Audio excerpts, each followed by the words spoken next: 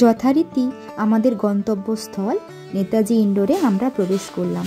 মানে আমাদের pass entry টিকিটের ব্যবস্থা নিয়ে তবেই ঢুকতে হয়েছিল।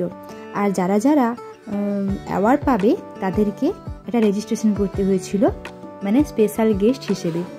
আর বাকিদেরকে ওই উপরে গ্রাউন্ডে বসতে দিয়েছিল।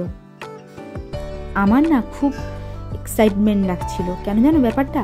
আমি জীবনে প্রথম এত বড় একটা অনুষ্ঠানে পার্টিসিপেট করছি। মানে আমার সবটাই আমার হাজব্যান্ডের দরুন। উনি যেহেতু অ্যাওয়ার্ডটা পাবেন, তাই ওনার দরুন আমিও এই সুবর্ণ সুযোগটা পেলাম। জীবনে প্রথম এত কাছ থেকে এত বড় বড় লিডারদেরকে সামনে থেকে দেখতে পাওয়ার সুযোগটা ওনার জন্যই হলো সম্ভব। আর দেখো ভিতরটা কত সুন্দর, কত লিডাররা এসছেন সব দূর দূরান্ত থেকে। খুব সুন্দরই প্রোগ্রামটা হয়েছিল, আর ম্যানেজমেন্টটা খুব সুন্দর ছিল। তোমাদের সঙ্গে প্রোগ্রামের কিছু পার্ট আমি শেয়ার করছি।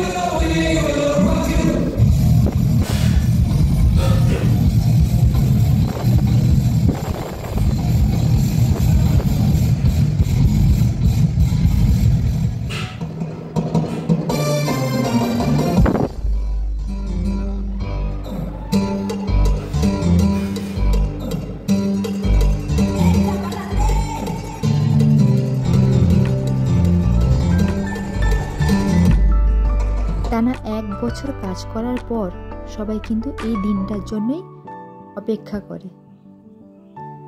এটা যে কি আনন্দের, সেটা যারা পায় তারাই বোঝে।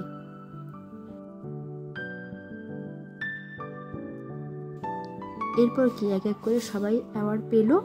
তারপর সবাই মিলে বাড়ির উদ্দেশ্যে আবারও সেই বাবুঘাটে গিয়ে উপস্থিত হলাম।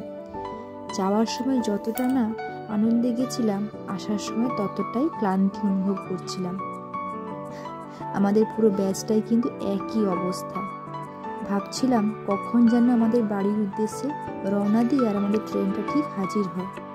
এইসব অ্যাওয়ার্ড ওখান থেকেই পেলাম। সমস্ত মুভমেন্টগুলো আমি তোমাদের সামনে তুলে ধরলাম। কেমন লাগছে অবশ্যই জানিও।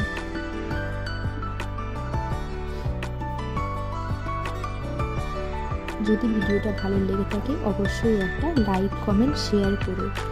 টাটা সবাইকে, সবাই খুব ভালো থেকো।